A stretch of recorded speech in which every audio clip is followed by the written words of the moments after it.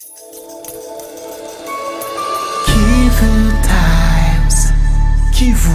Times. D'accord, je réponds au nom de Sa Majesté le Mohamed Simba Kalingishi Adams. Répondant numéro 1 de la chefferie Bafouléo en territoire du Sud-Kivu. Oui, normalement en fait, cette cause vient de plusieurs arguments, plusieurs points, notamment en fait sur les conflits ethniques. Il est vrai en fait en chefferie de Bafouléo où il est compris que nous avons plusieurs clans, plusieurs tribus. Et aujourd'hui en fait, de côté sur le clan négatif qui se passe sur les conflits basés sur la situation sécuritaire sont basés sur la situation de deux clans, Bafouléo et Banyamulenge.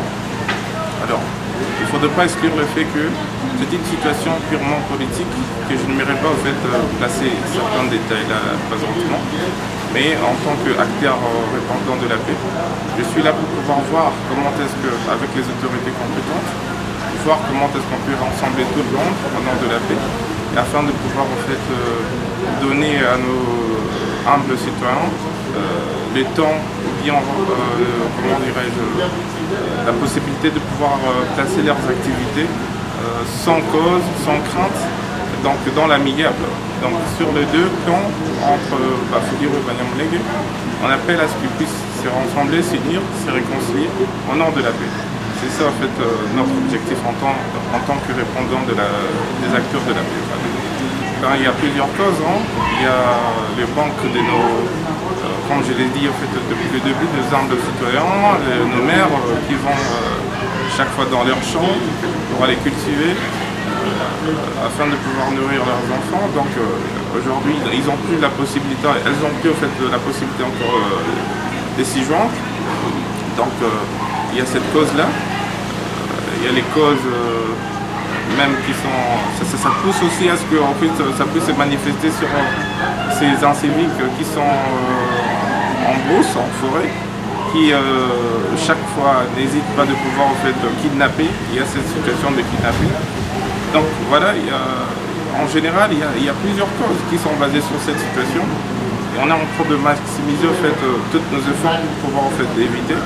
Il y a même ce manque d'effectifs militaires FARDC sur laquelle on est en train de placer plusieurs plaidoyeries au niveau du gouvernement provincial tant que national afin de pouvoir montrer l'image de l'FARDC. Il est vrai que hakuna gisi kila soldat akuwe kumilango ya watu wote wakaaji, mais il est présentiable ndio inapendezwa wao pale afin de pouvoir sécuriser tout le monde.